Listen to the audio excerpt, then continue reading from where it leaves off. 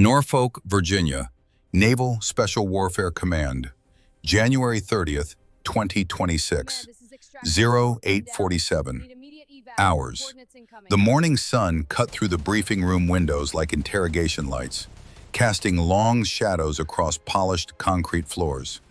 50 elite operators filled the space with the particular tension that comes before classified operations. The kind of tension that separates warriors from soldiers, predators from prey. Admiral Garrett Sterling stood at the room's head, a mountain of a man at 6'3", his dress whites crisp enough to cut glass. Behind him, tactical displays showed satellite imagery of locations that officially didn't exist. Target packages for missions that would never make the news. The kind of work that required men who could operate in the darkest corners of the world without flinching. 3 decades of service had carved Sterling's face into something resembling weathered granite. 2 silver stars, a Navy Cross, and enough classified commendations to fill a safe. He'd earned his position commanding Naval Special Warfare Group 2 through blood, sweat, and an uncompromising standard of excellence.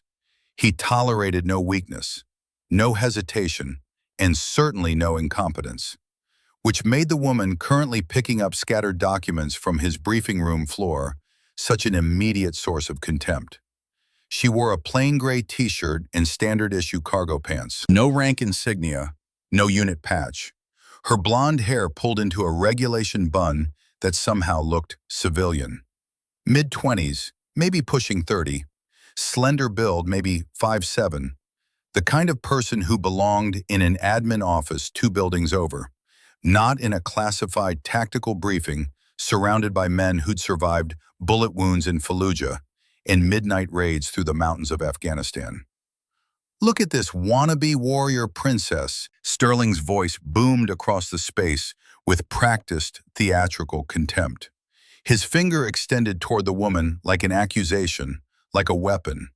The operators erupted in laughter, that particular masculine mockery that comes easily in rooms where violence is currency and weakness is unforgivable. The woman continued collecting papers with methodical precision, each movement controlled, deliberate. Something about the way she handled the documents, squared corners, alphabetical sorting even while crouching, made Master Chief Callum Drake shift his weight uncomfortably. Drake had 28 years in special operations. He'd seen things that would break most men. And something about this woman's posture was wrong. Not civilian wrong, combat-trained wrong. "Boys, they're sending us secretaries in combat boots now." Sterling strutted closer, playing to his audience with the confidence of a man who'd never been challenged in his own briefing room. "What's next? A yoga instructor leading SEAL Team 6? More laughter. Harder this time. Lieutenant Bowen Ashford, 28 years old, with fresh deployment scars and fresher arrogance, stepped forward with a smirk that didn't quite reach his eyes. "Admiral, I think she might be lost." His voice carried that particular condescension reserved for those who haven't earned their place. "You know how civilians get confused by all our acronyms. She probably thinks SEAL stands for Secretary's Educational Administrative Liaison." The room howled. Even the senior NCOs cracked smiles. Because in this world, in this brotherhood of violence and sacrifice, there was a hierarchy. And this woman, whoever she was, clearly didn't belong anywhere near it. The woman rose slowly, fluid mechanics suggesting thousands of hours of muscle memory training. Her movements had a quality that Captain Thane Marshall recognized immediately. Marshall was Delta Force before transferring to the SEALs, and he'd spent enough time around Tier 1 operators to know what elite training looked like when it moved through a human body. She turned to face Sterling, blue eyes steady as Arctic ice. The room's temperature seemed to drop, though no one could say exactly why. Just that suddenly the laughter felt hollow, forced. "Ma'am, I think you're in the wrong building." Sterling continued his performance, strutting closer with theatrical swagger. "The admin office is 2 blocks down.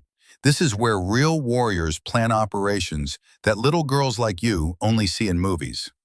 The woman set down the documents with deliberate calm.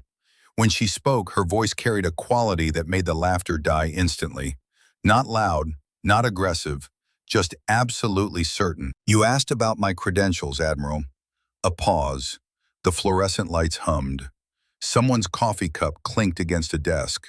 Somewhere in the building, a helicopter's rotors beat against Virginia morning air. "I'll tell you exactly what I command." The silence stretched for 3 heartbeats before Sterling's laugh shattered it like breaking glass. But there was something off about it now, something defensive. "Oh, this is precious. She thinks she commands something." He turned to his audience of Navy SEALs, each one a hardened operator with combat deployments stretching back years. "Gentlemen, apparently we have a commander among us. Tell me, Princess, do you command the coffee machine? The copy center?"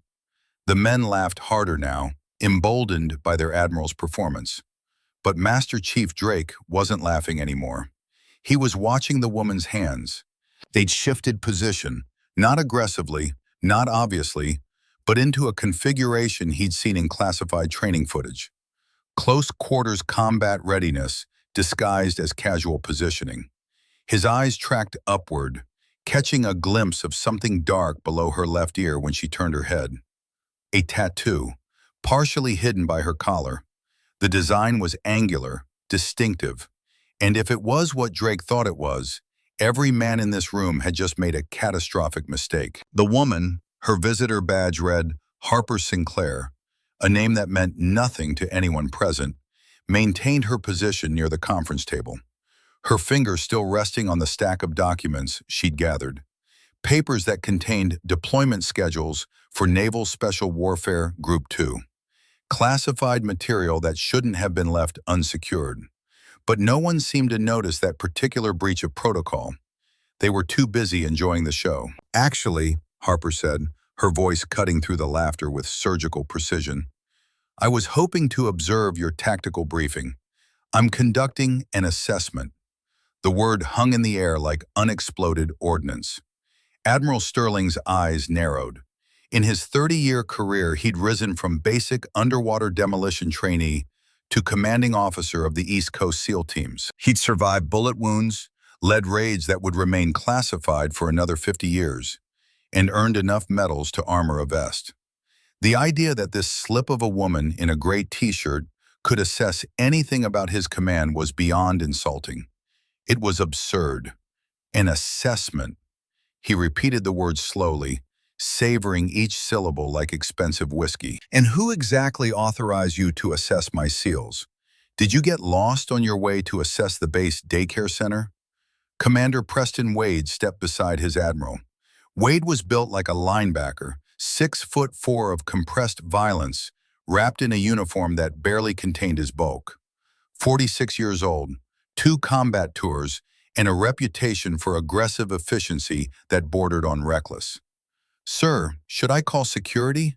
Wade's voice carried genuine concern now. "We can't have random civilians wandering into classified briefings." Harper's lips curved into something that wasn't quite a smile. "Please call security, Commander. Ask for extension 7391. The specificity of her response caused a ripple of uncertainty through the room.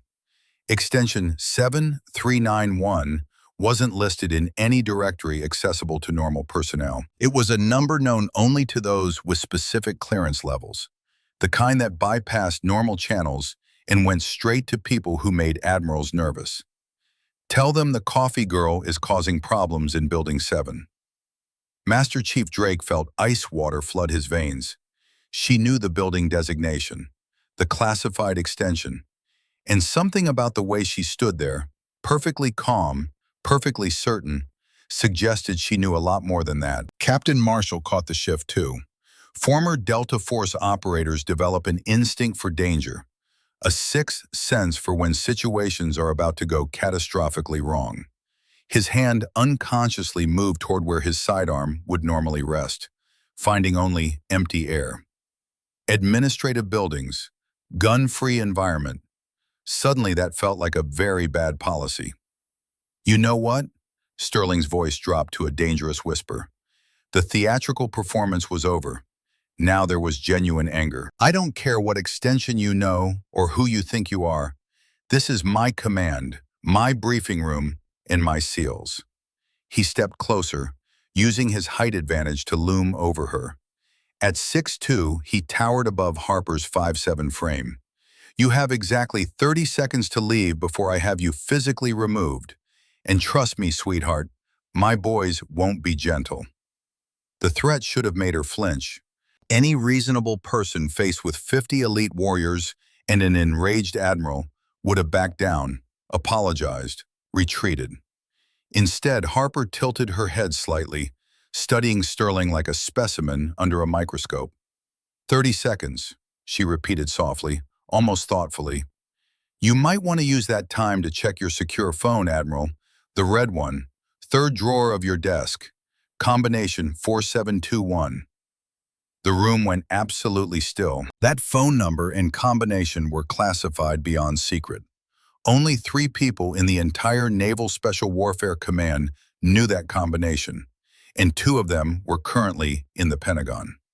The clearance required to access that information was so far above standard operational security that it lived in a different universe entirely. Lieutenant Ashford, the youngest officer present at 28 years old, noticed something else. The way Harper's stance had subtly shifted. Her weight was now distributed differently, her hands positioned in a way that suggested readiness without aggression. He'd seen that exact posture before, in training videos of Tier 1 operators preparing for close-quarters combat. His eyes tracked upward, catching another glimpse of the dark marking below her left ear when she turned her head. It looked like a tattoo, but the design was partially hidden by her hair and collar. Still, even the fragment he could see sent his mind racing through recognition protocols. "How do you know about—" Sterling started, but Harper interrupted him with a gesture so subtle most people missed it. Her left hand moved in a specific pattern, fingers forming shapes that meant nothing to most of the room, but everything to the 3 former Delta Force operators who'd transferred to the SEALs over the years. It was a recognition signal, one used by a unit so classified that officially it didn't exist. A unit that had supposedly been wiped out in Syria 3 years ago. Captain Marshall's coffee mug slipped from nerveless fingers. The ceramic shattered on concrete with a sound like a gunshot. Brown liquid spread across the gray surface like blood from a fresh wound. Holy God!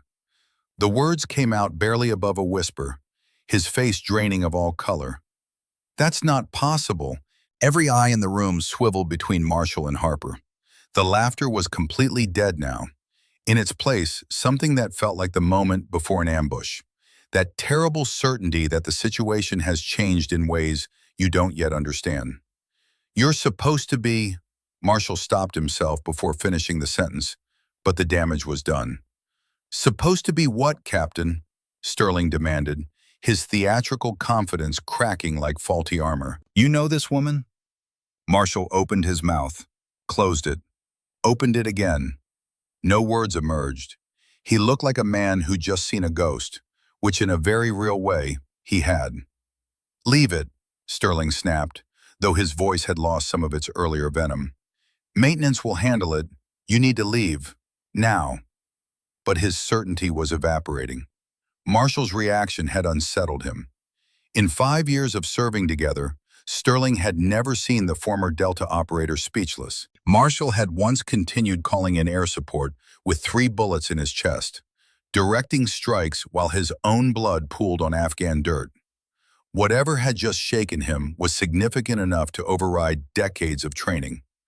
Admiral, Master Chief Drake said carefully, his voice carrying the weight of 28 years in special operations. Maybe we should verify her credentials. If Captain Marshall recognizes her— Sterling rounded on his senior enlisted advisor. I don't care if she's the president's daughter, Master Chief. This is a classified, tactical briefing, and she doesn't belong here. He turned back to Harper, who had straightened up and was now watching him with those unsettling blue eyes. Eyes that had seen things, done things, survived things that would break most people. You have 15 seconds left. Actually, a new voice said from the doorway, she has all the time she needs. Everyone turned to see Major Sarah Hoffman from the Joint Special Operations Command Liaison Office. Hoffman was known for her no-nonsense approach and her ability to navigate the complex politics between different special operations units. She rarely appeared at routine briefings. Her presence now sent a wave of unease through the room like a physical force.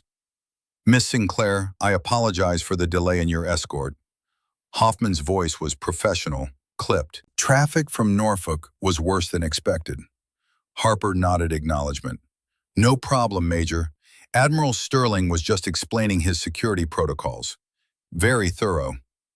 The hint of amusement in her voice made Sterling's jaw clench hard enough to make his teeth ache. Major Hoffman's eyes swept the room, taking in the scattered coffee, the tense postures, the confused expressions painted across 50 faces. Gentlemen, Miss Sinclair is here at the request of the National Security Council. She has full authorization to observe your operations. She paused, letting that sink in. Full authorization from the National Security Council. They didn't send observers to routine SEAL briefings.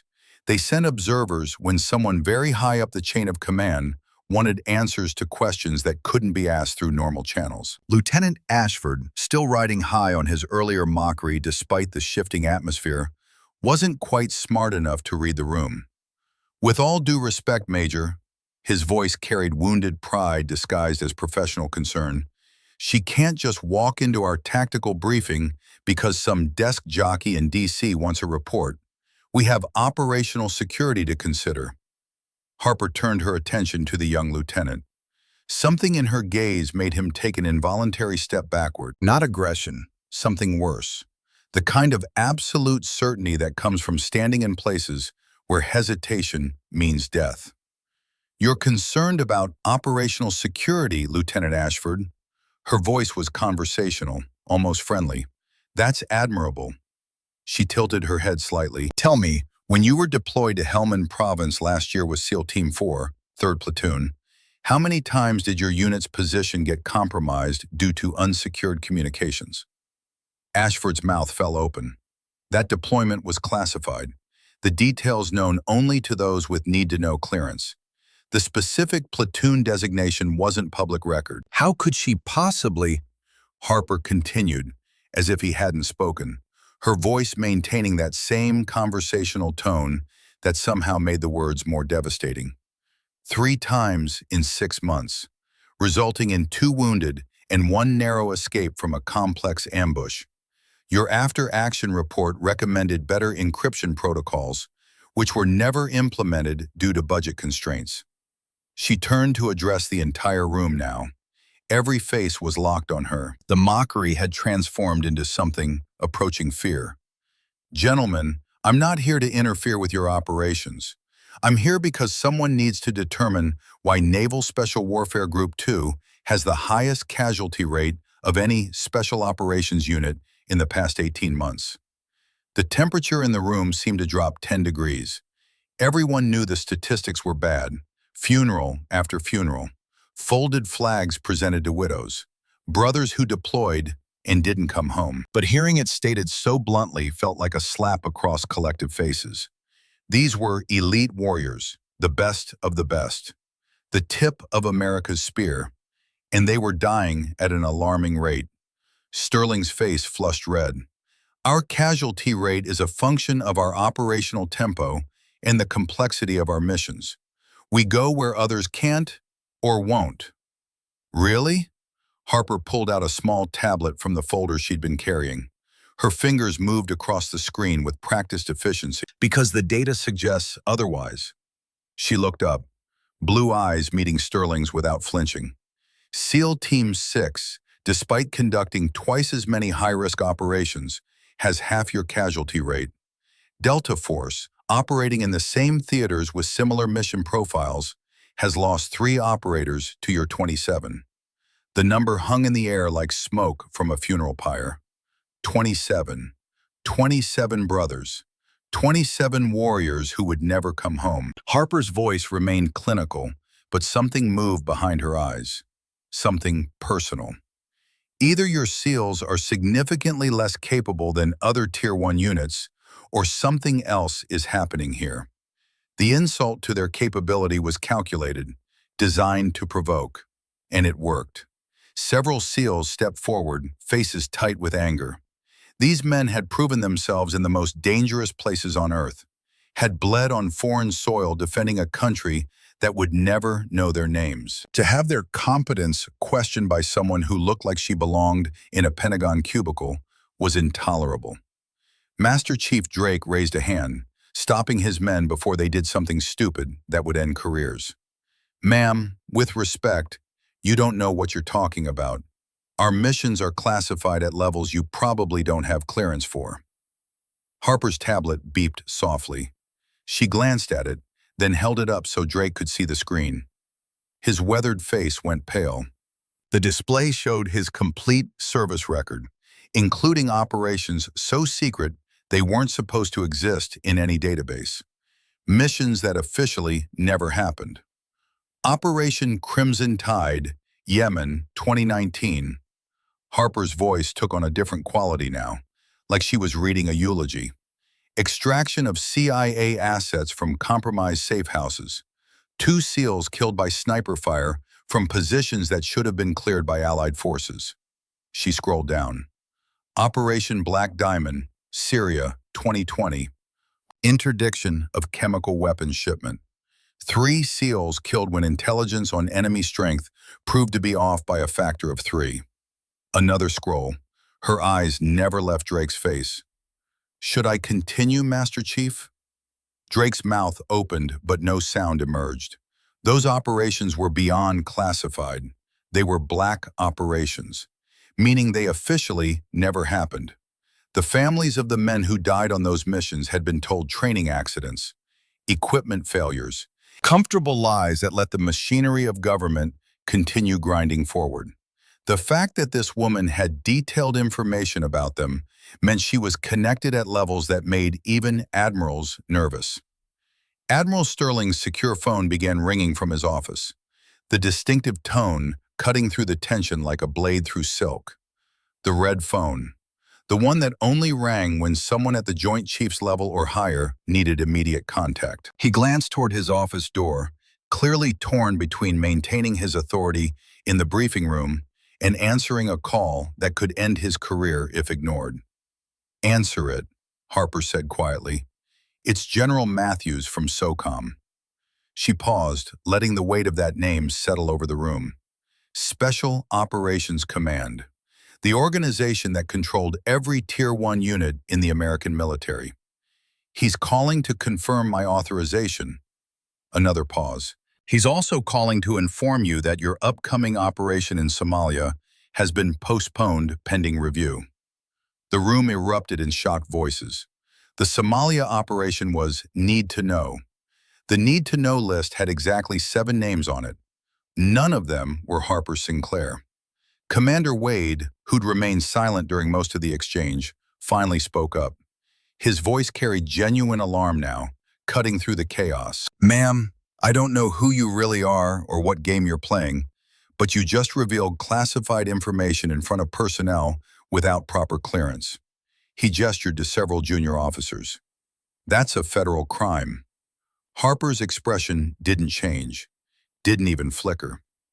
"Every person in this room has been read into the Somalia operation as of 30 minutes ago, Commander. Check your classified email if you don't believe me." As if on cue, several secure phones throughout the room began buzzing with incoming messages. The synchronized timing was unsettling, like she'd orchestrated it, like she'd known exactly how this conversation would unfold. Lieutenant Ashford pulled out his device, his eyes widening as he read the message displayed on the encrypted screen. "It's from JSOC." His voice had gone quiet, uncertain. "Full briefing authorization for everyone present, effective as of 0830 hours. He looked up at Harper. "How is that possible? This would have taken weeks of vetting to approve." "Unless," Captain Marshall said quietly, his voice finally working again after the shock, "someone had already been vetting us for months." His eyes hadn't left Harper since he'd recognized the hand signal. "That's what you've been doing, isn't it? This isn't about our casualty rate. This is about something else entirely." Harper neither confirmed nor denied, but something in her stillness was answer enough. The way she stood there, perfectly composed while 50 elite operators tried to process what was happening, suggested a level of operational control that went far beyond administrative assessment. The phone in Sterling's office continued its insistent ringing. Each tone felt like a countdown to something inevitable. Finally, unable to ignore it any longer, the Admiral stalked toward his office. "Nobody move," he ordered, his voice tight with barely controlled anger. "This isn't over." As soon as he disappeared through the door, the room burst into whispered conversations. Groups formed and reformed like schools of fish, responding to a predator they couldn't see but could sense circling in dark water. Junior officers huddled together, trying to make sense of what they just witnessed. Senior NCOs exchanged meaningful glances, their experience telling them that something significant was happening, something that would change everything. And through it all, Harper stood perfectly still, a calm center in a storm of confusion, her hand resting on the deployment schedules she'd gathered. Schedules that showed exactly when and where Naval Special Warfare Group 2 would be most vulnerable. Master Chief Drake approached her cautiously, moving like a man approaching a potentially dangerous animal. 28 years in the teams had taught him to recognize threats in all their forms. And this woman, whoever she really was, represented a threat of a kind he'd never encountered before. "Ma'am," his voice was respectful now, stripped of earlier condescension. "I've been in the teams for 28 years. I've seen intelligence operatives from every agency, worked with operators from units that don't officially exist, but I've never seen anyone shut down Admiral Sterling like that." He paused, studying her face, looking for tells, finding nothing but that Arctic certainty in her eyes. "Who are you really?" Harper met his gaze steadily. For a moment, something moved behind those blue eyes, something that might have been pain, or rage, or grief so deep it had transformed into something harder, something unbreakable. "Someone who's trying to keep your people alive, Master Chief." She glanced at the deployment schedules, at the names and dates and operational details that represented real human lives, real families, real futures that might never happen. "Your casualty rate isn't an accident or bad luck. You have a problem, and it's not coming from outside your organization." The implication hung in the air like smoke. If the threat wasn't external, then it was internal. And internal threats in special operations units meant one thing: betrayal. Commander Wade stepped forward aggressively, his linebacker frame seeming to fill the space between them. "Are you suggesting we have a traitor in our ranks? Because that's a serious accusation to make without evidence." Harper met his gaze with that same unwavering certainty. "I'm not suggesting anything, Commander. I'm stating facts." She pulled up another screen on her tablet. "In the past 18 months, 27 of your operations have been compromised. Enemy forces have been waiting at extraction points. Target packages have been moved hours before raids. Save houses have been burned before your teams arrived." She paused, letting each word land with the weight of truth. "Once is bad luck. Twice is coincidence. 27 times is enemy action." The weight of her words settled over the room like a shroud. Every operator present had lost friends on those missions. Brothers who'd bled out on foreign soil. Warriors who'd trusted their teammates, trusted their command structure, trusted the system that was supposed to protect them. They'd blamed bad intelligence, equipment failures, the fog of war, random chance in a profession where death was always one bad decision away. But if Harper was right, if someone had been deliberately feeding information to the enemy, the very thought was enough to turn stomachs and flood veins with ice water. These men lived and died for each other. The SEAL Creed emphasized brotherhood above all else. My loyalty to country and team is beyond reproach. To think that one of their own might be responsible for their brother's deaths was almost unbearable. That's impossible. Lieutenant Ashford's voice lacked its earlier confidence. Every person in this room has been polygraphed, vetted, investigated. We've all bled for this country. Harper's tablet beeped again. She glanced at it, then looked directly at the young lieutenant. Her voice remained calm, clinical, but something in her eyes suggested personal knowledge of betrayal. Tell me, Lieutenant, how much did you lose in that poker game in Dubai last month? Ashford went white. That's not, I didn't. $40,000 to a man named Konstantin Volkov, who just happens to work for Russian intelligence.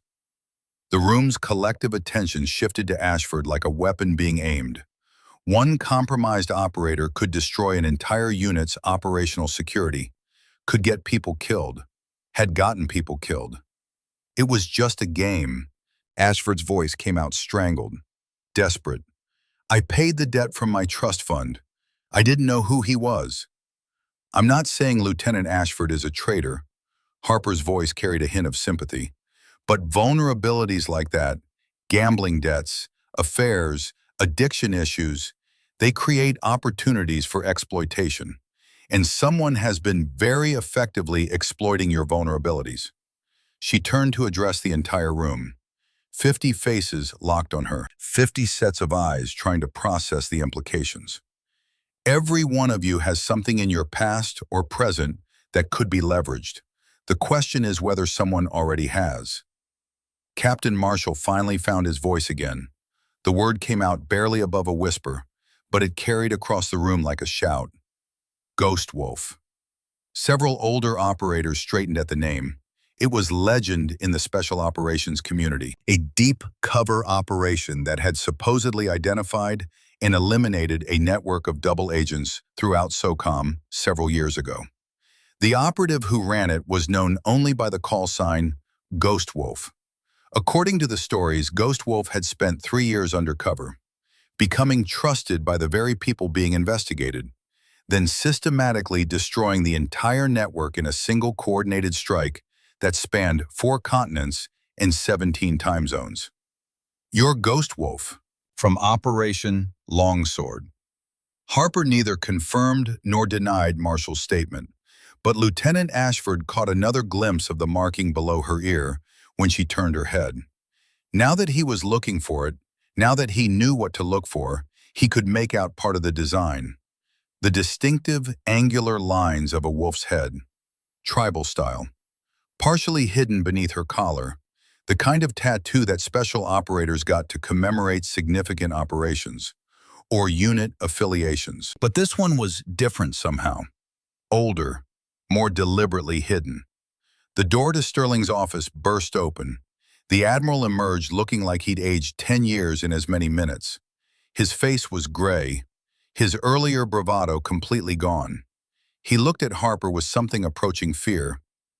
The General wants to speak with you. His voice came out quiet, hollow. He held out the secure phone like it was burning his hand. He said to tell you that White Horse is active. The effect of those 2 words was immediate and dramatic.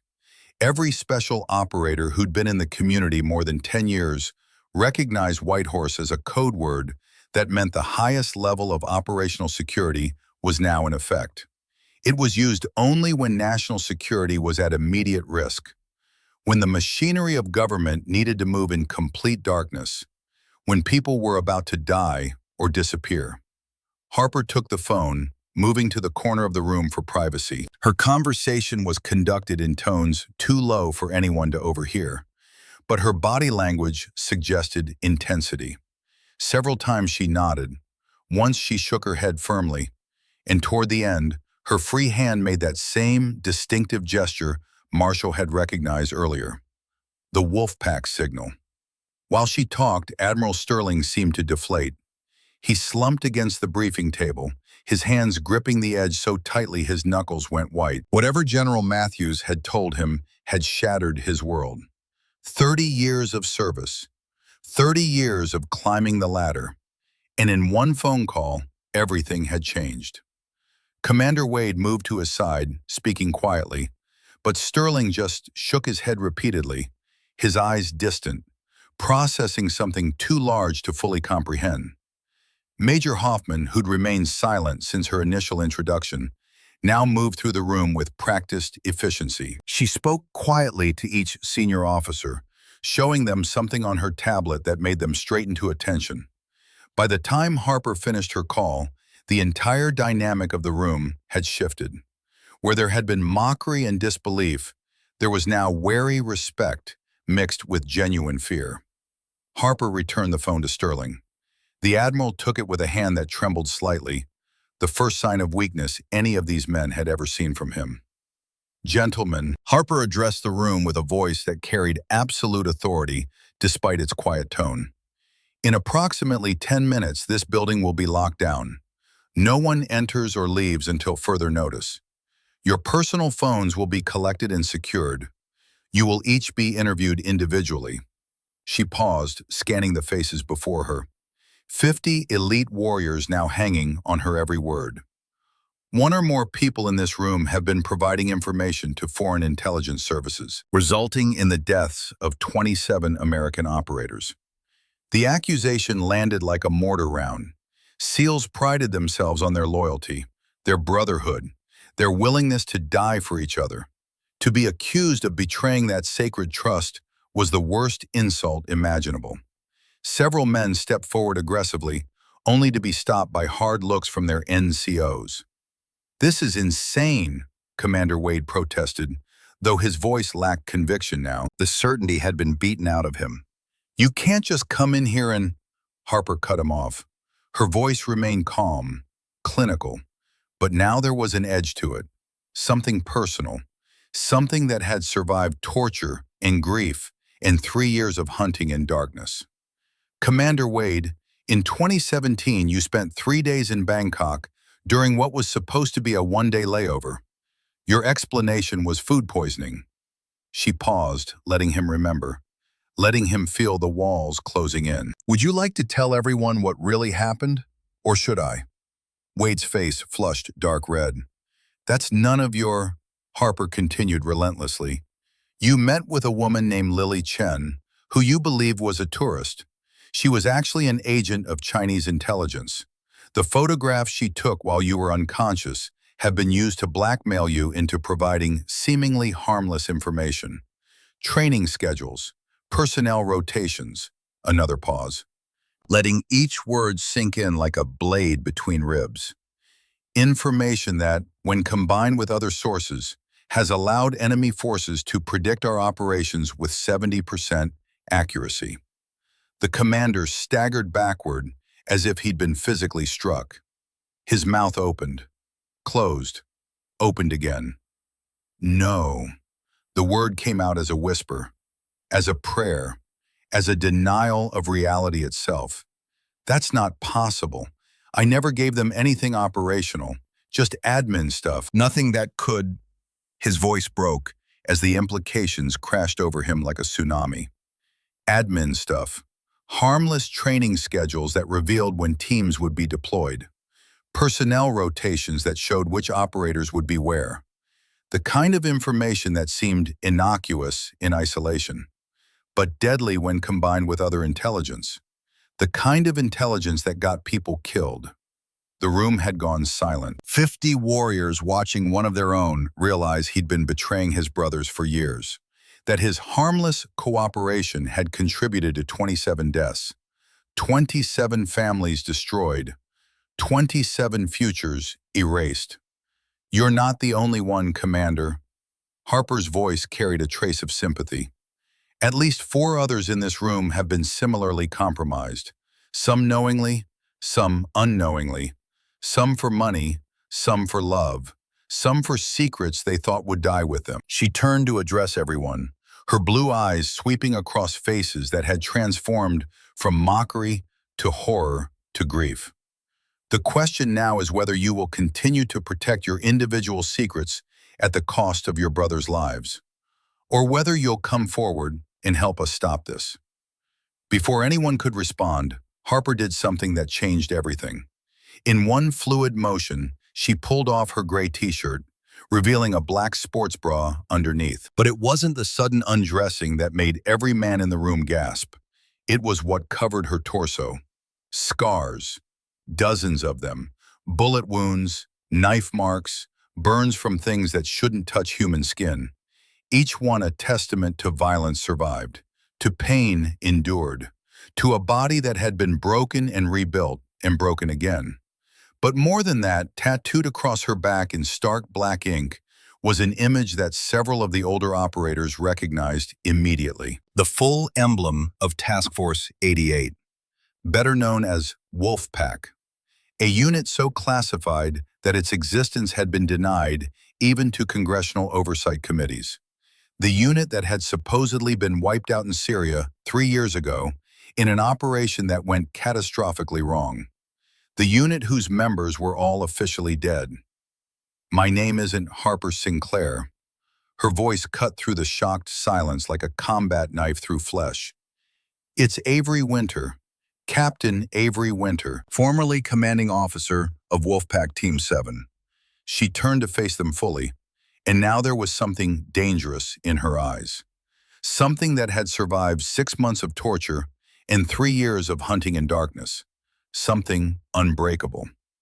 3 years ago, someone in this room provided information that led to my entire team being ambushed and killed. The words hung in the air like smoke from a funeral pyre. I was the only survivor. I spent 6 months in a Syrian prison being tortured for information I didn't give up.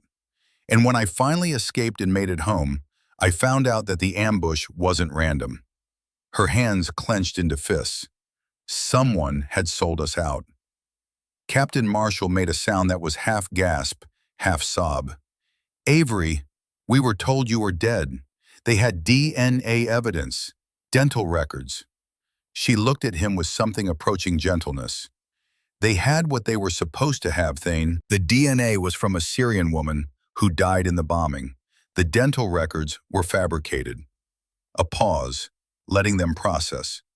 It was necessary for me to be dead so I could find out who was responsible. Another pause, longer this time, and I did find out. The room was absolutely silent now. Even the fluorescent lights seemed to have stopped their buzzing. Every eye was fixed on her, waiting for the name that would shatter their world, waiting for the revelation that would destroy careers and lives, and everything they thought they knew about honor and loyalty. But before she could speak, an alarm began blaring throughout the building. Not the standard security alarm, the distinctive warble that meant the base was under attack. Windows along the east wall exploded inward in a shower of glass and concrete as something struck the building with tremendous force. The distinctive sound of an RPG detonation. Men dove for cover, their training taking over despite the chaos. To the smoke and dust, Avery could see figures rappelling down from helicopters that had somehow appeared without triggering any base alarms. They moved with the fluid precision of special operators, but their uniforms were wrong. Not American, not any nation she recognized. Private military contractors, the kind that operated in the shadows between legal and illegal, between sanctioned and deniable. "Everybody down!" Admiral Sterling shouted, his command voice cutting through the chaos. Despite everything that had just happened, he was still an admiral, still a SEAL, and his men responded instantly. They low-crawled toward defensive positions using overturned tables and desks as cover, but they were unarmed, standard protocol for administrative buildings. And now facing an assault team with automatic weapons, that protocol felt like a death sentence. Avery rolled behind a concrete pillar as bullets stitched across the wall where she'd been standing. Her mind raced through possibilities. This wasn't random. The timing was too perfect. Someone had known she would be here, known she was close to exposing them. This was a cleanup operation designed to eliminate everyone who might have knowledge of the conspiracy.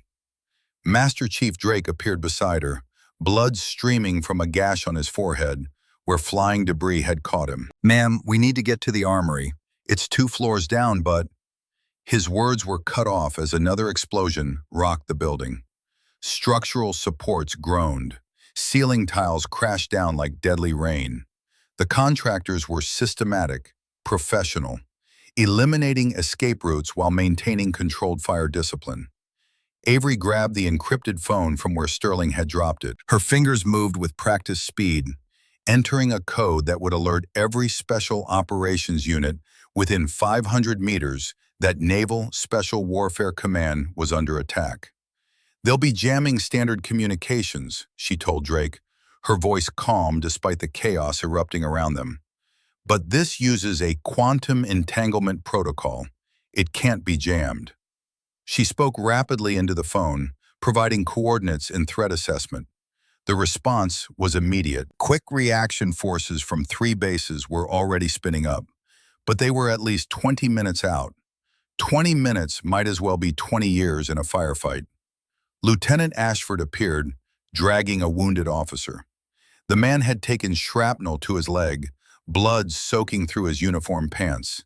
His face was pale with shock, but his eyes were clear, still in the fight. "Who are these people?" Ashford shouted over the sound of automatic weapons fire. "How did they get past base security?" Avery didn't answer immediately. She was watching the attackers' movements, analyzing their tactics.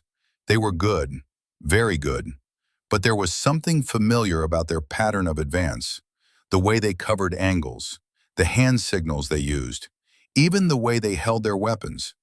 These weren't foreign operators. "They're contractors," she said finally.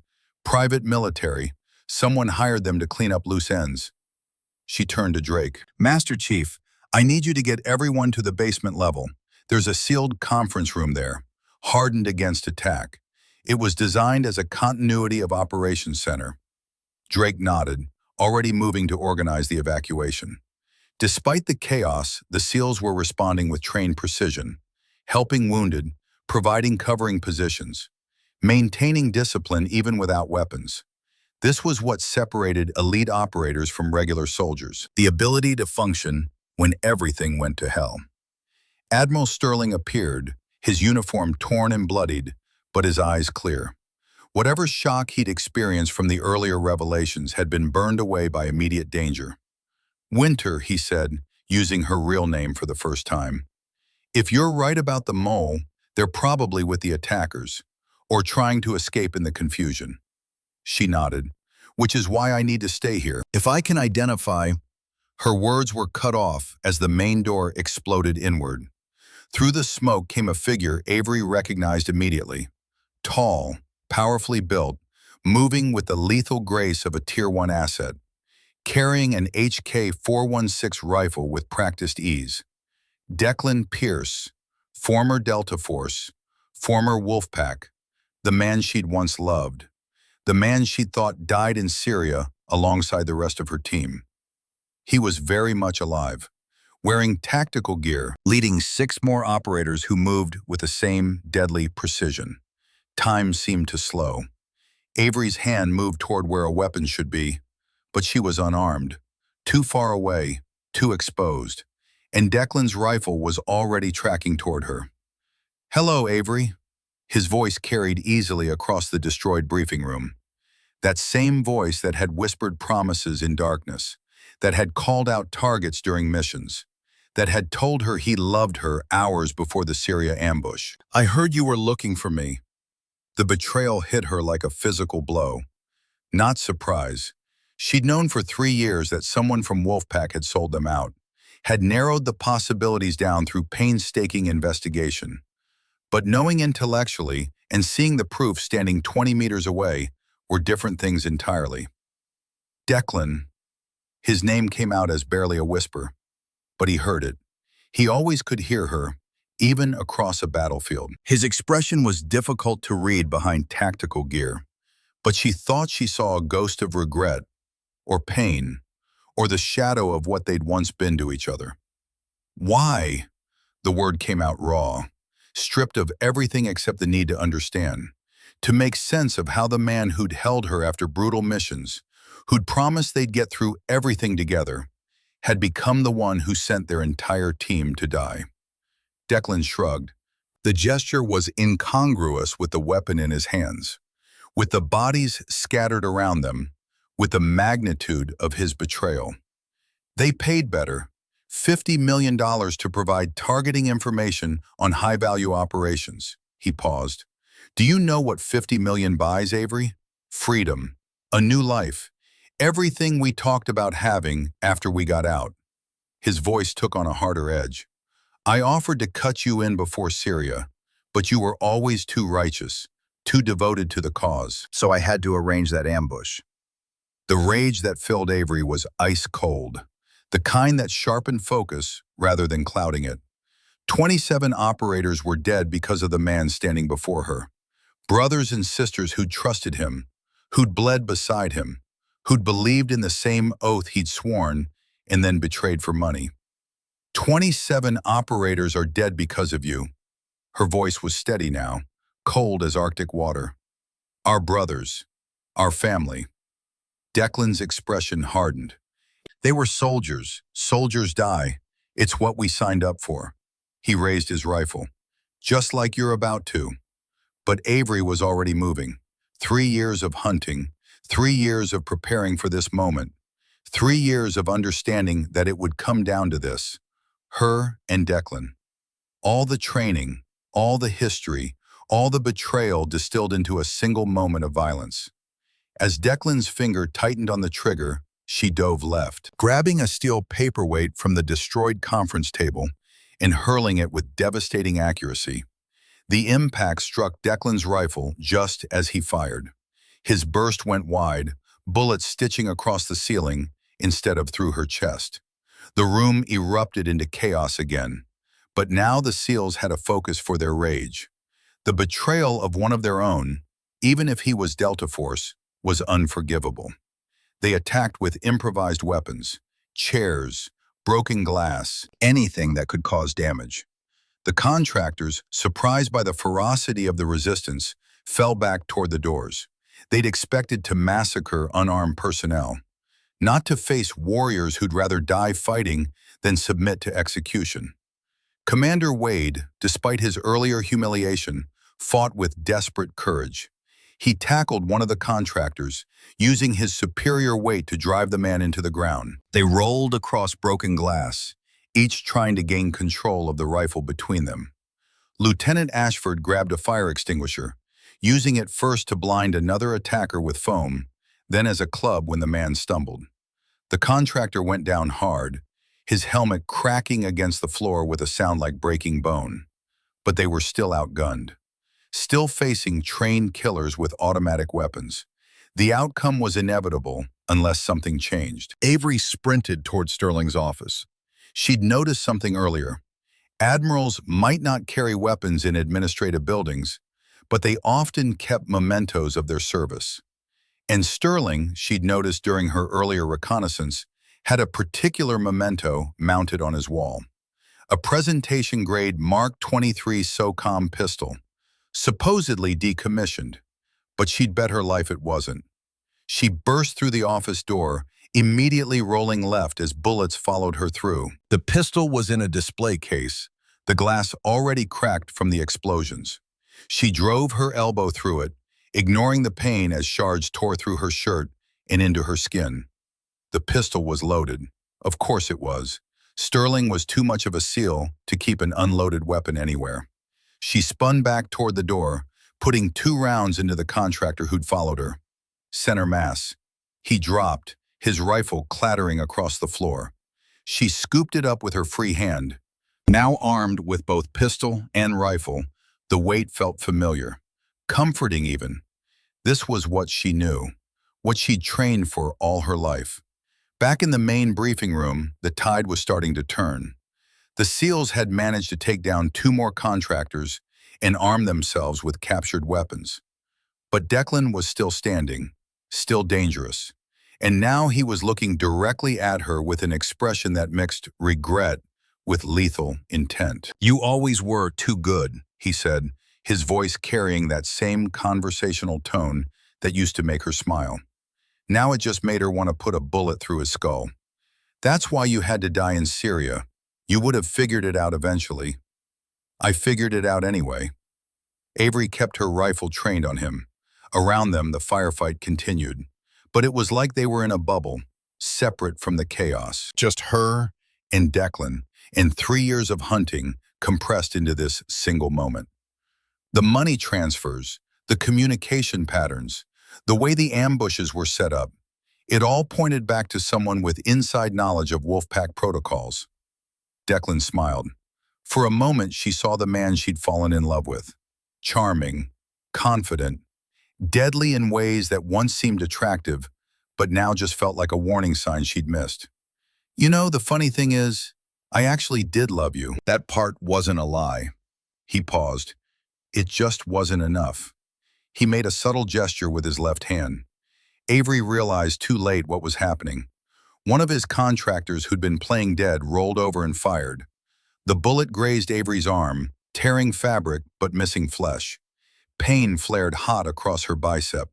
She returned fire instinctively. 2 rounds center mass. The contractor dropped. But the distraction was enough. Another contractor was lining up on Sterling when the Admiral appeared behind him, driving a letter opener into the base of his skull with a kind of precision that comes from 3 decades of close-quarters combat training. The man dropped instantly, dead before he hit the ground. "Nobody shoots people under my command." Sterling's voice was pure gravel, pure rage distilled into words. Despite everything, the accusations, the revelations, the betrayal, Avery had been placed under his protection the moment she'd entered his building. And Sterling was still enough of a warrior to honor that obligation. The sound of helicopters grew louder, but these had a different sound. The distinctive rotor noise of Army Blackhawks. The quick reaction force was arriving faster than anticipated. Someone had authorized them to break every speed regulation in the book. Declan heard it too. His head snapped toward the windows. He had maybe 90 seconds before the building was flooded with Rangers and Delta operators. 90 seconds to escape or die. "This isn't over, Avery." He was already backing toward an exit, his remaining men providing covering fire. "The people I work for have reach you can't imagine. You've won a battle, not the war." Avery struggled to keep him in her sights.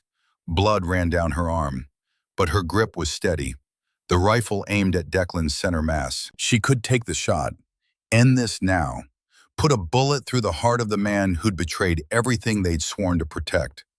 But Master Chief Drake was crossing her line of fire. Commander Wade was moving through her sight picture, and Declan was already disappearing into smoke and chaos, using his men as shields while he escaped. "Then I'll keep fighting." She said it quietly, but somehow her voice carried.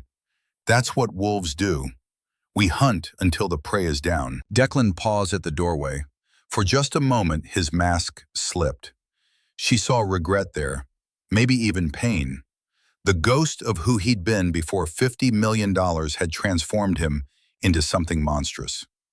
"I really did love you." He repeated the words like an epitaph, like a prayer for something dead and buried. Then he was gone, disappearing into the smoke with his remaining men. The sound of their boots on concrete fading beneath the roar of incoming helicopters. The next few minutes were a blur of activity. Rangers fast roped from helicopters, securing the building floor by floor with practiced efficiency. Medical teams swarmed in, treating the wounded. Avery found herself being worked on by a special operations combat medic who kept calling her ma'am, despite her protest that she was just a captain. "Just a captain who took down 4 hostiles while wounded, ma'am." The medic's hands were gentle, despite the urgency. "That's not just anything." Major Hoffman appeared at her side, tablet in hand as always. Her professional mask had cracked slightly, concern showing through. "The building is secure. 3 contractors killed, 2 captured." She paused. "Declan Pierce escaped with 4 others. They made it to a private airfield outside Norfolk and boarded a Gulfstream registered to a shell company in the Caymans." Avery shook her head, wincing as the medic cleaned her wound. "He'll have extraction plans within extraction plans. That's how he operates." She looked up at Hoffman. "What about our casualties?" 2 SEALs dead, 7 wounded. Combined with the 27 from previous operations, We're now at 29 total killed in 18 months. Hoffman's voice was tight. But it could have been much worse. If you hadn't warned them, if they hadn't taken cover when they did. 2 more names to add to the list. 2 more families to notify. 2 more futures erased by Declan's betrayal and the conspiracy he served. The weight of it pressed down on Avery like physical force. Speaking of the conspiracy, Hoffman continued, pulling up data on her tablet, we've traced additional payments. $50 million to Declan wasn't a one-time thing. It was just one of dozens, all flowing from Prometheus Capital to various operators over the past 5 years. She turned the tablet so Avery could see. Financial records, transaction histories, a web of corruption that stretched across continents and through multiple banks designed to hide the money's origins. How much total? Avery's voice was strained, partially from pain, partially from the sheer scope of what they were uncovering. Conservative estimate? $800 million. But that's just what we can trace. The real number is probably double that. $800 million to corrupt American special operations. It was a staggering sum, but pennies compared to what international criminal networks stood to gain from eliminating their biggest threat. Every successful drug shipment that wasn't intercepted, every arms deal that wasn't disrupted, every human trafficking operation that continued unmolested. The profits ran into billions. Lieutenant Ashford approached, his uniform torn and bloodied, but his eyes clear, sharp. The arrogance had been burned away, replaced by something harder, more focused. Ma'am, we pulled surveillance footage from the airfield. He showed Avery his phone. Grainy security camera images of Declan boarding the aircraft. And beside him, a woman Avery recognized immediately, Victoria Lang. The woman who'd tried to recruit Admiral Sterling. The woman whose name kept appearing in connection with Veritas Strategic Solutions. But seeing her with Declan confirmed what Avery had suspected. She's not just a recruiter. Avery's voice was quiet, thoughtful, despite the pain radiating from her arm. She's running the entire network. Declan was never the top of the pyramid. He was middle management. The revelation shifted everything. If Victoria Lang was the real controller, then Declan's escape hadn't been the setback they'd thought. He was still in play, still operational, still recruiting and corrupting American service members for whoever was funding this conspiracy. And Victoria herself was a ghost. No official records before 2015, no verifiable background. Even her nationality was uncertain. The kind of deep cover that required resources and planning far beyond what a simple criminal organization could provide. 3 weeks passed in a blur of investigation and recovery. The black site in Virginia became Avery's operational headquarters, a nondescript warehouse complex that housed the most sophisticated intelligence-gathering operation outside of Langley. Her team assembled gradually. Master Chief Drake, who'd volunteered to join after the Norfolk attack. Lieutenant Ashford, his gambling debt now a weapon turned against those who tried to exploit it. Captain Marshall, bringing Delta Force expertise and connections. Derek Sullivan, a former NSA analyst who'd quit after discovering his bosses were suppressing evidence of foreign interference. Maria Santos, a forensic accountant on loan from the FBI. The main operations room hummed with activity. Wheel-mounted screens displayed financial transactions, communication intercepts, satellite imagery. Red strings on a physical board connected photos and documents in a pattern that was beginning to make horrifying sense. At the center was Declan's photo, but spreading outward like a cancer were dozens of other faces. Defense contractors, Pentagon officials, intelligence officers, even members of Congress. We've traced the Prometheus Capital money backward to its sources, Sullivan announced, putting his findings on the main screen. The money trail led through the expected maze of shell companies and offshore accounts, but its ultimate sources were shocking. Not just criminal enterprises, sovereign wealth funds, from China, from Russia, from Iran, America's primary adversaries. This isn't just corruption, Avery said quietly, but everyone heard it. It's warfare, economic and intelligence warfare conducted through private companies and corrupted officials. Foreign powers funding the systematic destruction of American special operations capabilities, using American citizens as their weapons, paying them to betray their brothers, to sell out their country one operation at a time. Master Chief Drake entered with coffee in a grim expression. Just got word from JSOC, 3 more operations were compromised last week. Same pattern. Enemy knew exactly where and when we'd hit. Avery slammed her good fist on the table. 3 weeks and the killing is still happening. American operators are still dying because someone is selling their lives. They're accelerating, Santos observed from her financial analysis station. They know we're onto them, so they're burning assets, maximizing damage before we can stop them. Or forcing us to move before we're ready, Sullivan suggested. Every dead operator increases pressure for immediate action, maybe causing us to make mistakes. It was a valid point. The conspiracy had survived for years through patience and careful planning. They wouldn't panic. More likely they were following a contingency plan, one that turned their exposure into an advantage. Avery's encrypted phone buzzed. General Matthews from SOCOM.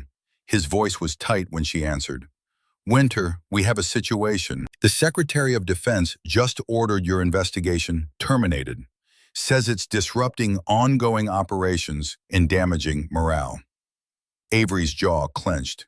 Sir, the Secretary of Defense is on our list of potentially compromised officials. I know. Matthews' voice carried the weight of someone making a decision that could end his career. Which is why you're not actually terminating anything. But officially, as of noon today, your task force doesn't exist. You're all on administrative leave pending review. He paused. Unofficially, you have whatever you need. But Avery, you need to move fast. They're closing ranks, calling in favors. We might not have much time before they shut us down completely. The call ended. They were being forced underground, off the books entirely. No official support, no backup if things went wrong. But also no oversight, no rules of engagement, no bureaucracy slowing them down. All right, people, Avery addressed the room. As of noon, we're ghosts. Anyone who wants out, now's the time. No judgment, no consequences. No one moved. These were people who'd already sacrificed careers, relationships, safety for the truth. They weren't backing down now. Good. Avery pulled up enhanced satellite imagery of Dubai on the main screen. Then here's what we're going to do. She zoomed in on specific locations where facial recognition had picked up their targets. Declan thinks he's safe in Dubai, protected by distance and sovereignty. He's wrong. Sullivan grinned, his fingers already flying across his keyboard. You want me to crash their financial systems? Freeze every Prometheus capital account? That's technically an act of war against the UAE, Santos pointed out, though her tone suggested she wasn't opposed. Only if we get caught. Avery's smile was cold, predatory. Sullivan, I need you to make every Prometheus capital dollar disappear, every transaction record, burn their financial infrastructure to the ground. She turned to Santos. Compile everything we have on Victoria Lang, every meeting, every transaction, every communication. I want to know what she eats for breakfast and how often she changes her encryption protocols. Ashford, the lieutenant straightened. Reach out to our allies. British SAS, Australian SASR. They've lost people too. They'll want in on this. The room exploded into activity, but Avery remained still for a moment, studying the board, looking for the patterns she knew was there. Her tablet chimed with a priority message. The facial recognition system had picked up something else from Dubai surveillance. Not just Declan and Victoria, a third figure in the background. Avery enhanced the image and her heart stopped. Richard Hartwell, former deputy director of the CIA, the man who'd supposedly retired to a quiet life of corporate consulting 2 years ago. But here he was in Dubai, meeting with Declan and Victoria. Drake, she called, You worked with Hartwell back in Iraq, didn't you? The Master Chief nodded slowly, his expression darkening. Operation Copper Canyon, 2011. Joint CIAJSOC Task Force hunting high-value targets.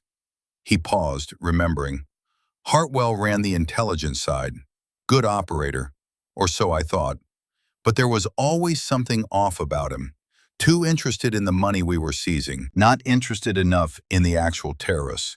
Avery pulled up Hartwell's file. His retirement 2 years ago had been sudden, officially for family reasons. But the timing coincided with a congressional investigation into missing funds from CIA black budgets. An investigation that had been quietly terminated after finding no evidence of wrongdoing. He didn't retire. The pieces were falling into place now. He went private, took his networks and knowledge with him. He designed the entire operation, used his CIA training to build a criminal enterprise hidden inside legitimate defense contracting. She turned to face her team. Hartwell provides the operational expertise.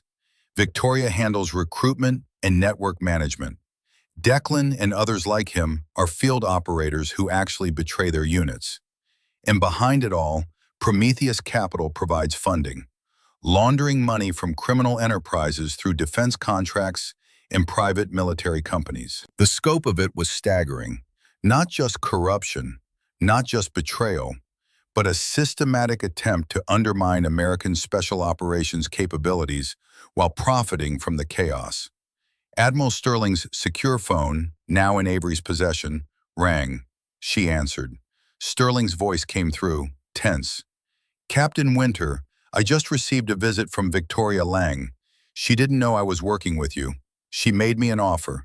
$20 million to provide information on your investigation, plus a guaranteed board position with Veritas Strategic Solutions after I retire. His voice carried grim satisfaction. I told her I'd think about it.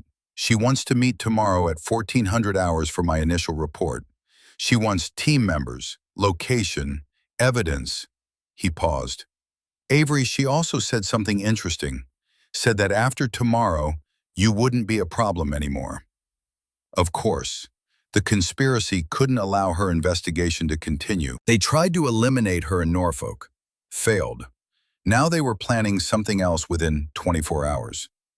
Admiral, at the meeting, give her false information. Tell her we're operating out of a safe house in Richmond. Give her names of people who aren't on the team. Make her think she's winning. Understood. But Avery, be careful.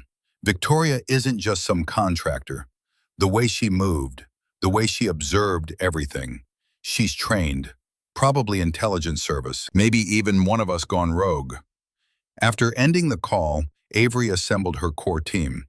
Drake, Ashford, Marshall, and Sullivan. We have less than 24 hours before they move against us. We need to hit them first. Hard and fast. In Dubai. If we can grab Declan, Victoria, and Hartwell simultaneously, we can unravel the entire network. That's kidnapping on foreign soil, Drake pointed out, though his tone suggested he wasn't opposed. If we're caught, we're on our own. Then we don't get caught. Avery's voice was steel. Old school, small team, quick and quiet, in and out before anyone knows we're there. Marshall studied the imagery. We'll need local support, transportation, safe houses, equipment. Avery smiled grimly. Already handled. The Emiratis have their own problems with Prometheus Capital. Some contractors have been kidnapping UAE citizens for ransom. UAE intelligence is willing to look the other way if we clean up their problem. The plan came together quickly. 4-person team, separate commercial flights to avoid detection, converge in Dubai, extract via freighter to international waters. Simple, clean, deniable. As they prepared to leave, Sullivan pulled Avery aside. While you're gone, I'm executing a full-spectrum cyber attack on Prometheus Capital. Drain accounts, delete data, expose communications. By the time you get back with prisoners, their entire network will be in ruins. It was aggressive, probably illegal, Certainly dangerous, but they were past half measures. The conspiracy had shown it would kill anyone who threatened it. The only way to survive was to destroy it completely. 20 hours later, Avery stood on a Dubai rooftop, watching sunset paint the city gold. Below, Declan Pierce sat in an outdoor cafe, apparently without a care in the world, sipping coffee, reading a newspaper, looking like any other wealthy expatriate enjoying the afternoon. He was confident in his safety, protected by distance and sovereignty. He was about to learn how wrong he was. "Overwatch in position," Drake's voice came through her earpiece. He was positioned in an adjacent building with a suppressed rifle. Not to kill, but to provide cover if needed. Target is alone, no visible security. Too easy. Ashford's voice from street level carried skepticism. "This feels like a trap." Avery agreed. Declan was too experienced to be this exposed unless he wanted to be. But sometimes the only way through a trap was to spring it. "We proceed as planned. Marshall, you're up." Captain Marshall emerged from the crowd, walking directly toward Declan's table. The plan was simple. Approach as an old friend. Get Declan talking. Drug his drink when distracted. Then Ashford would help a drunk friend to a waiting vehicle. Quick, quiet, no violence. But as Marshall got within 10 feet, Declan looked up and smiled. That same charming smile that had once made Avery's heart race. Now it just made her blood run cold. "Hello, Thane. Avery sent you, didn't she?" He knew. Of course he knew. "Come on, Thane. Sit down." Declan gestured to the empty chair with theatrical hospitality. "We should catch up, talk about old times, before Avery gets herself killed trying to be a hero."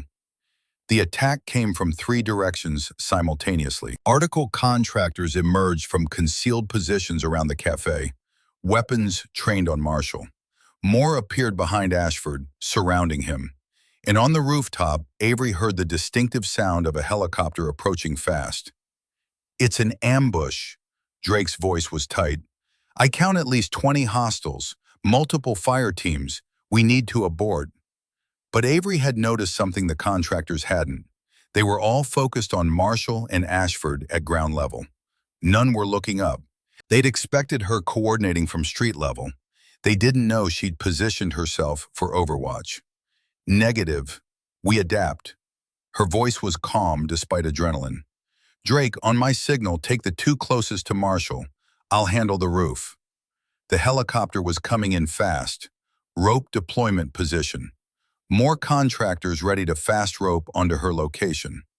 But they thought they were hunting Harper Sinclair, analyst. They were about to meet Avery Winter, the ghost wolf. She moved before the helicopter stabilized, sprinting across the rooftop and leaping just as the first contractor began his descent.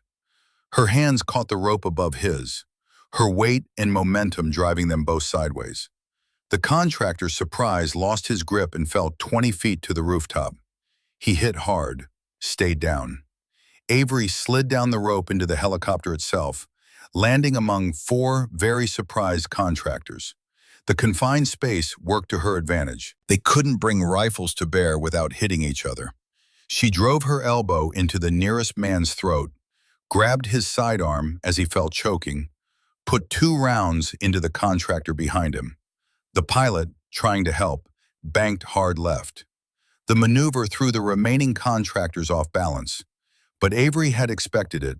She'd braced against the airframe, using the helicopter's own movement as a weapon. She shot one contractor as he stumbled. The last one was bigger, stronger, managed to close the distance.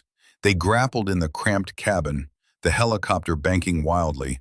Fists connected with faces. Elbows drove into ribs.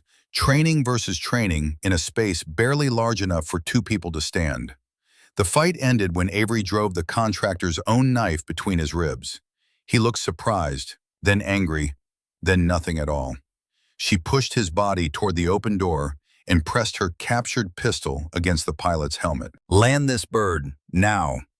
On the street below, Drake had opened fire, his suppressed rifle dropping 2 contractors before they knew they were under attack. The distraction was enough for Marshall to act. He drew his concealed weapon and put 3 rounds into the nearest gunman with precision born from 2 decades of experience. Ashford, similarly freed, engaged his captors with brutal efficiency. These weren't the arrogant young SEALs from the briefing room anymore. They were warriors who'd been betrayed, who'd watched brothers die, who'd had their honor questioned and then vindicated in blood. But Declan was already moving, running toward a waiting vehicle with tactical awareness that had kept him alive through years of Tier 1 operations. Avery saw him from the descending helicopter, saw Victoria Lang behind the wheel, saw their escape route opening.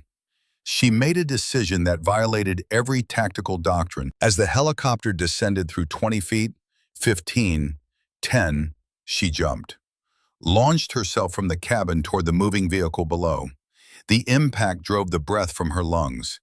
Pain exploded through her body, but her hands found purchase on the vehicle's roof rack. She held on as Victoria accelerated, the city blurring past at speeds that would kill her if she fell. Declan, in the passenger seat, turned to look up at her through the sunroof. His expression was one of genuine surprise, then a ghost of admiration. Avery drove her fist through the sunroof glass, ignoring pain as shards tore her hand. She grabbed Declan by the hair, pulling his head back, using her other hand to apply a chokehold through the broken sunroof. Her training, his training, both operating on instinct honed through years of violence. Victoria swerved violently, trying to throw her off. The vehicle careened through Dubai traffic, causing chaos. Horns blared, cars swerved, pedestrians scattered. But Avery held on with desperate strength, maintained her hold on Declan, feeling him struggle, then gradually weaken as blood flow to his brain was restricted. Just as he went limp, Victoria slammed the brakes. Physics took over. Avery tumbled forward off the vehicle, hitting the pavement hard. She rolled to dissipate the impact, years of training converting what should have been fatal into merely agonizing. When she looked up, Victoria was standing over her with a pistol aimed at her head. Up close, Avery could see what Admiral Sterling had noticed. Victoria moved like a trained operative. Former intelligence service, probably. The way she stood, the way she held the weapon, even the way she breathed suggested years of operational experience. "You're very persistent, Captain Winter." Victoria's voice was calm, almost conversational. But persistence isn't enough. She adjusted her aim with unconscious precision. "You think you're hunting us, but we've been hunting you. Everything that happened, including this, has been planned." Avery, still on the ground, noticed movement behind Victoria. Ashford, who'd followed in a second vehicle, was approaching silently. She needed to keep Victoria talking. Planned? Blood ran from her reopened wounds, from cuts on her hands, from a dozen smaller injuries. "You didn't plan for me to survive Syria." Victoria smiled, actually smiled. "Actually, we did. You surviving Syria, escaping, returning for vengeance. It was all part of Hartwell's design." The words hit harder than the fall, harder than any bullet. "You've been so focused on Declan and the betrayals." Victoria's finger tightened on the trigger. Before she could finish, Ashford struck, his weapon hitting Victoria's wrist, sending her pistol flying. Victoria reacted instantly, spinning into a martial arts combination that sent Ashford stumbling. Former intelligence service confirmed. Russian or Chinese training, given the fighting style. But it was enough distraction. Avery rolled, grabbed Victoria's dropped pistol, came up firing. The bullet caught Victoria in the shoulder, spinning her around. She stumbled but didn't fall, her hand going to a concealed knife. Drake's rifle spoke from 200 meters away. The suppressed round took Victoria in the chest. She went down hard, the knife falling from nerveless fingers. Avery approached carefully, weapon trained on the wounded woman. Victoria was still alive, blood bubbling from her lips. Lung shot, fatal without immediate medical attention. Minutes left. "You want to know why?" Victoria's voice was barely a whisper, blood filling her lungs. "Perfect witness," she coughed weakly. "Hartwell, Wanted you to expose. Before she could finish, her eyes glazed. The secret died with her. But they had Declan, still unconscious in the vehicle. They loaded him quickly. Dubai police would arrive soon. The extraction was messy but successful. They made it to the freighter just as sirens began converging, the ship's engines already turning as they came aboard. But Avery couldn't shake Victoria's final revelation, the question that poisoned everything. Why did Hartwell want her to survive? The journey back to Virginia took 3 days. Declan was kept sedated, secured in the ship's medical bay under constant guard. During that time, Avery reviewed everything, looking for the pattern Victoria had suggested. And slowly, horribly, she began to see it. Every piece of evidence they'd found had been almost too perfect. Financial records that should have been destroyed were intact. Communications that should have been encrypted were readable. Connections that should have been hidden were obvious once you looked. It was as if someone had laid out a trail of breadcrumbs, leading them exactly where they were supposed to go. Back at the black site, Avery confronted Declan in the interrogation room. He was conscious now, secured to a chair, but his eyes were clear, alert, still dangerous even restrained. Victoria said I was meant to survive, that this whole investigation was planned. What did she mean? Declan studied her for a long moment. Then he laughed, but there was no humor in it, just bitter recognition of a game played at levels most people never saw. You still don't see it, do you? Hartwell isn't just running a criminal conspiracy. He's conducting a coup, using you as his weapon. The pieces clicked into place with terrible clarity. By exposing the conspiracy, I destroy careers, collapse entire departments, create a power vacuum in the defense and intelligence establishments. And who fills that vacuum? Declan's voice was almost gentle. The reformers, the outsiders, the private contractors who've been pushing for change, led by Richard Hartwell and his carefully positioned allies. He leaned forward as much as his restraints allowed. He's using us to destroy his enemies. Everyone you're exposing, they're all his rivals, obstacles to his larger plan. Avery felt the floor shifting beneath her feet. Everything she'd done, every revelation she'd uncovered, had been serving Hartwell's agenda. She'd been his guided missile aimed at the heart of the establishment. Even if that's true, her voice was steady despite rage and betrayal churning in her gut. You still betrayed your oath. You still killed American servicemen for money. Declan's expression hardened. I followed orders, classified, compartmentalized, but official orders from people so high up the chain that questioning them would have been treason. He paused. Ask yourself, Avery, how does a private company get real-time intelligence on special operations? How do they know about missions classified beyond top secret? Someone at the very top had to be authorizing it. Avery left the interrogation room, her mind racing. She needed to talk to General Matthews, but could she trust even him? As she reached for her encrypted phone, it rang. Matthews' voice was tight. Winter, we have a problem. Richard Hartwell just surrendered himself to the FBI. He's claiming he's a whistleblower exposing a massive conspiracy in the defense establishment. Avery's blood ran cold. Sir, Hartwell isn't a whistleblower. He's the architect. I know, Matthews interrupted, but he's providing evidence, evidence that matches everything you found, and he's naming you as his key witness, saying your investigation confirms everything he's revealing. There it was, the final move in Hartwell's game. By positioning himself as a whistleblower rather than the architect, he'd avoid prosecution while his enemies were destroyed. And Avery's investigation would validate his claims. Sir, we need proof linking Hartwell directly to the conspiracy, something showing he wasn't exposing it, but running it. She turned back to the interrogation room. Declan, you said you followed orders. Do you have proof? Written orders? Recordings? Anything linking directly to Hartwell? Declan was quiet for a moment, weighing options, calculating the cost of cooperation versus the certainty of a death sentence. There's a safe deposit box in Switzerland, box number 887, Zurich Cantonal Bank. Everything's there. Orders, authorization codes, even recordings of Hartwell giving direct instructions. He met her eyes. But I want immunity, full immunity and witness protection. It was a devil's bargain. Giving immunity to a man who'd betrayed everything, who'd caused 27 deaths, who'd sold out his country for money. But without his testimony, Hartwell would win. The entire defense establishment would be purged, replaced by Hartwell's hand-picked successors.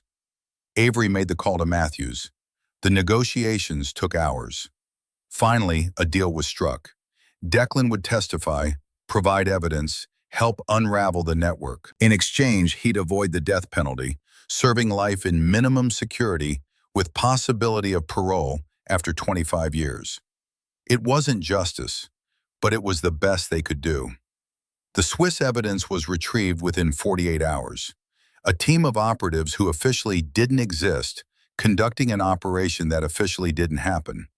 What they brought back was everything Declan had promised and more, but Hartwell wasn't waiting quietly.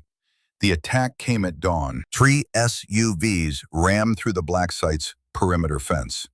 Contractors, different team, better equipped. They knew exactly where Declan was being held. Avery was in the armory when alarms blared. She grabbed her rifle and moved. The firefight lasted 4 minutes. Contractors breached the medical bay, found Declan's cell empty. Drake had moved him to a secondary location an hour earlier, acting on Avery's paranoia. When the smoke cleared, 5 contractors dead, 2 captured, and a message spray-painted on the wall in blood. Hartwell sends his regards.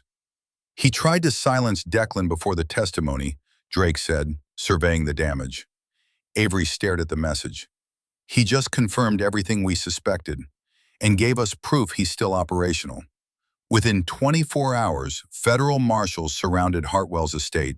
The arrest of Richard Hartwell was conducted at his Virginia estate at dawn. Federal agents surrounded the property. Helicopters circled overhead, and Avery was there, wanting to see his face when he realized his plan had failed. But Hartwell seemed unsurprised when they let him out in handcuffs, almost amused. "You think you've won," he told Avery as he passed, "but the system is still broken. The corruption is still there. You've just delayed the inevitable." Maybe he was right. Maybe the system was broken beyond repair. But Avery had learned something important. Sometimes the goal wasn't to win completely. Sometimes it was just to prevent someone else from winning. The 27 dead operators would have their justice, even if it was imperfect. The congressional hearings lasted months. Avery testified for 3 days, laying out the conspiracy in exhaustive detail. Every financial transaction, every compromised operation, every link from foreign funding to American betrayal. Declan testified for a week, his voice flat and emotionless as he described 5 years of treason. The senators asked questions, some hostile, some sympathetic, all trying to understand how an American warrior could betray his country for money. The answer was depressingly simple: greed, disillusionment, the belief that the cause no longer mattered. Dozens of officials were implicated. Some resigned, others were arrested. A few maintained their innocence despite overwhelming evidence. The defense establishment was shaken, but not shattered. Reformed, but not replaced. Admiral Sterling was promoted to Vice Admiral, given command of all naval special warfare. His first act was to implement new counterintelligence protocols, measures that would make another conspiracy like Hartwell's nearly impossible. Master Chief Drake returned to the SEALs, but now with additional duty as a counterintelligence specialist, teaching the next generation how to recognize infiltration, how to protect their brothers from internal betrayal. Lieutenant Ashford received a Navy Cross for his actions in Dubai. The citation was vague, mentioning only extraordinary heroism in combat operations. The specifics remain classified.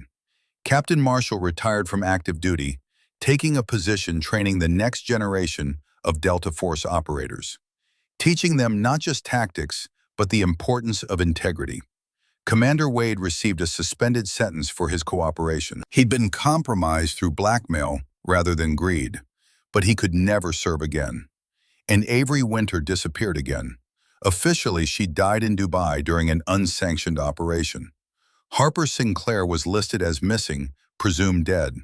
But somewhere in the Virginia mountains, a woman with a wolf tattoo below her ear continued her work. 6 months after Hartwell's arrest, Colonel Nathan Blackstone, 69 years old, Cold War veteran who trained the original Wolfpack back in 1982, traveled to specific coordinates deep in the Appalachian wilderness. He found Avery standing before a memorial she'd built herself, 27 names carved into local stone, a granite marker that would weather centuries. Your team would be proud. Blackstone's voice carried the weight of too many memorials. You did what I couldn't. You finished the hunt. Avery turned to face her old mentor. They taught me that some missions never end, that justice isn't a destination, but a direction, that we keep fighting because the alternative is letting evil win by default. Blackstone studied her face, seeing scars that went deeper than skin.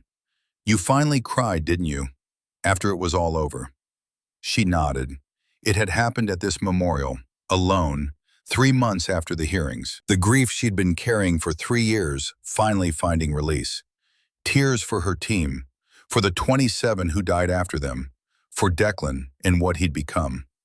You taught me to never stop hunting, she said, because stopping means the prey wins, means brothers died for nothing. They stood in silence. 2 warriors from different generations united by the same oath. What's next for you? Blackstone finally asked. Hartwell was right about one thing. The system is broken because people broke it. Avery touched each name on the memorial one last time. My job is hunting the people, not destroying the system. Protecting warriors who still believe in the oath, even when institutions fail them. She pulled out an encrypted tablet, showing him a new case file. Defense contractor recruiting retired generals. Patterns similar to Hartwell's but bigger scope. More sophisticated, international connections that make Prometheus Capital look like amateur hour. Blackstone read through the intelligence, his expression darkening. You'll need a team, resources, support structure. Already building it, Avery closed the tablet. Admiral Sterling provides operational cover when needed. Drake trains the next generation of counterintelligence specialists. General Matthews authorized a black budget for operations that officially don't exist. She met Blackstone's eyes. I'm not just finishing what my team started. I'm building something new, a permanent capability to hunt corruption at the highest levels, to protect operators from betrayal within their own ranks. The Wolfpack Legacy Program, Blackstone smiled slightly, young operators being taught old-school tradecraft combined with modern technology, human intelligence in a digital age. We're calling it something else officially. Avery's expression was unreadable. But yes, teaching them that technology is a tool, not a replacement for training, that the most dangerous weapon is still a human being who refuses to quit. They walked together back toward the tree line where Blackstone's vehicle was concealed. The forest was quiet except for wind through branches and the distant call of a hawk hunting above the valley. You know this is a lifetime's work, Blackstone observed. The corruption doesn't end. The betrayals don't stop. You could hunt for 40 years and still not clean it all up. Avery touched the wolf tattoo below her ear. A ritual before every operation. A reminder of what she'd survived and why she kept fighting. Good thing I've got time. 6 weeks later, the night before Declan's sentencing, Avery returned to the Syrian border. Not officially. No unit patch, no backup. Just her and the coordinates where Wolfpack Team 7 had died 5 years ago. The compound was rubble now. Coalition airstrikes had leveled it months after the ambush. But she could still see it. The kill zone, the positions her team had held, the spot where Declan had watched them die. She knelt in the dust and pulled out 7 dog tags. Her team, recovered from Syrian morgues through channels that didn't exist. never returned to families because officially, these operators never existed. One by one, she pressed each tag into the sand. "Mission complete," she whispered. "You can rest now." The wind carried her words into the desert night. For the first time in 5 years, Avery felt the weight lift. Not gone, it would never be gone, but lighter. She stood, touched the wolf tattoo, and walked back toward the extraction point. Behind her, the tags glinted in moonlight. 7 names the world would never know, but she would remember. Always. 3 months later, Avery walked into a defense industry conference in Washington, D.C. She wore an expensive suit and carried credentials identifying her as a consultant for an overseas investment firm. Her blonde hair was darker now, cut shorter. Contact lenses changed her eye color from blue to brown. But the wolf tattoo was still there, hidden beneath professional makeup. She'd identified 3 retired generals at the conference now working for the same shell company, drawing salaries that far exceeded normal consulting rates, having private meetings with foreign nationals who had no obvious connection to defense work. The pattern was there if you knew how to look. The same pattern that had gotten 27 operators killed. The same corruption wearing different faces, but pursuing the same goals. Avery circulated through the conference, making contacts, gathering intelligence, building a cover identity that would allow deeper penetration of the network. This was what she did now, what she would continue doing for as long as the hunting was necessary. Because Victoria had been right about one thing. Avery was the perfect witness. Unimpeachable reputation, verified survivor, motivated by loss transformed into purpose. When she exposed corruption, people believed her. When she testified, careers ended and criminals went to prison. But Victoria had been wrong about the most important thing. Avery wasn't just Hartwell's weapon to be aimed at his enemies. She was her own weapon, aimed at anyone who betrayed the warriors who believed in the oath. That night, back in her hotel room, Avery reviewed surveillance footage from the conference, marked 3 faces for additional investigation, cross-referenced them with financial data Sullivan had provided, built case files that would eventually become evidence in courtrooms or justification for operations conducted in darkness. Her encrypted phone buzzed with a message from Admiral Sterling. "Possible compromise in SEAL Team 3. Need your assessment. Another hunt. Another traitor to find. Another chance to prevent what had happened to her team from happening to someone else." She sent a brief acknowledgement, then began packing. The hunt never ended. The betrayals never stopped. But neither did she. Because that's what wolves did. They remembered. They hunted. They protected the pack even when the pack didn't know they existed. Avery stood at the hotel window, looking out over Washington at night. Somewhere in this city, warriors were planning operations, trusting their command structure, believing their brothers would never betray them. Most of that trust was justified. Most brothers were true. But the ones who weren't, the ones who sold out for money or power or ideology, they were the ones Avery hunted. The ones who would never see the wolf coming until it was too late. In a federal prison in Pennsylvania, Richard Hartwell sat in his cell reading legal briefs. His appeals were already filed, his lawyers confident that procedural errors would eventually win his freedom. He'd made promises to powerful people, called in favors, activated networks that ran deeper than Avery had discovered. A visitor arrived, face obscured by shadows despite harsh lighting. They spoke in whispers too quiet for surveillance, making plans, positioning assets, preparing for the day when Hartwell would walk free. But they didn't know about the wolf still hunting, about the woman who'd survived torture and betrayal and 3 years of darkness to become something harder than revenge. Justice. Avery closed her hotel curtains and began preparing for the next operation. The hunting would continue. Tomorrow, next week, next year. For as long as warriors needed protecting from betrayal, for as long as the oath meant something worth dying for. She touched the wolf tattoo one final time before sleep. 27 names etched into her memory as surely as they were carved into stone in the Virginia mountains. 27 reasons to never stop hunting. 27 promises to keep.